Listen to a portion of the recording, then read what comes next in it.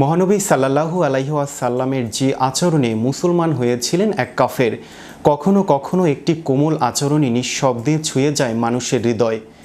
এমনই এক মায়াময় ঘটনা রয়েছে মহানবী হজরত মুহাম্মদ সাল্লাল্লাহু আলাইহি ওয়াসাল্লামের জীবনে, যেখানে তার স্নিগ্ধ আচার আচরণ মুগ্ধ করেছিল এক কাফেরকে। বিস্তারিত থাকছে ডেস্ক রিপোর্টে। মহানবী সাল্লাল্লাহু আলাইহি সাল্লামের যে আচরণে মুসলমান হয়েছিলেন এক কাফের, কখনো কখনো একটি কোমল আচরণই নিঃশব্দে ছুঁয়ে যায় মানুষের হৃদয়। এমনই এক মায়াময় ঘটনা রয়েছে মহানবী হযরত মুহাম্মদ সাল্লাল্লাহু আলাইহি সাল্লামের জীবনে, যেখানে তার স্নিগ্ধ আচার আচরণ মুগ্ধ করেছিল এক কাফেরকে। খেজুর গাছের কাণ্ড ও পাতায় ঘেরা সরল মসজিদে নববী, এখানে ইবাদতে মগ্ন থাকতেন মানব জাতির শ্রেষ্ঠ মানুষ হযরত মুহাম্মদ সাল্লাল্লাহু আলাইহি সাল্লাম। এটি ছিল তার প্রিয়তম স্থান, যেখানে সাহাবীরা নামাজ পড়তেন ও দ্বীনের শিক্ষা গ্রহণ করতেন। একদিন তিনি সাহাবীদের নিয়ে মসজিদে বসে আছেন, এমন সময় এক কাফের ব্যক্তি দৌড়ে এসে মসজিদের ভেতরেই প্রস্রাব শুরু করে দেয়।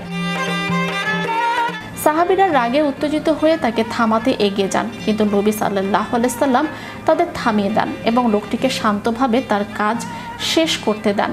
এরপর তিনি তাকে ডেকে অত্যন্ত কোমল ভাষায় বলেন, তোমাদের উপাসনালয় যেমন তোমাদের কাছে পবিত্র, আমাদের উপাসনালয়ও আমাদের কাছে তেমনই পবিত্র। এটি এই ধরনের কাজের স্থান নয়। তারপর সাহাবীদের নির্দেশ দেন জায়গাটি পানি দিয়ে পরিষ্কার করতে। এই অসাধারণ ধৈর্য, নম্রতা ও মানবিক আচরণে মুগ্ধ হয়ে সেই ব্যক্তি ইসলাম গ্রহণ করে। সহিহ বুখারীর এই ঘটনা আমাদের শেখায় কঠোরতা নয়, বরং ভালোবাসা ও সহানুভূতি মানুষের হৃদয় জয় করে। নবী সাল্লাল্লাহু আলাইহি সাল্লাম শুধু বন্ধুদের প্রতি নয়, শত্রুদের প্রতিও ছিলেন দয়ালু।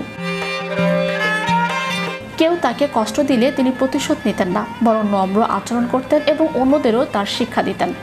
তিনি নিজেই বলেছেন, তিনি অভিসম্পদকারী হিসেবে নয়, বরং রহমত হিসেবে প্রেরিত হয়েছেন।